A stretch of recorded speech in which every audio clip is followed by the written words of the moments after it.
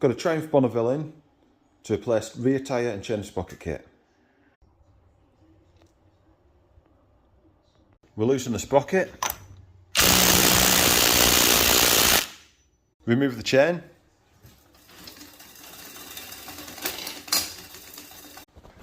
and the sprocket, and the rear sprocket, fit a new one, then we fit a new tyre,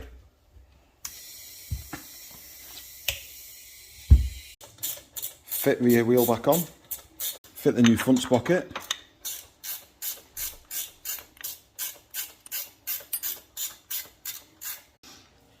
and fit the chain, adjust it up, torque it up, give it a wipe down, and you're done.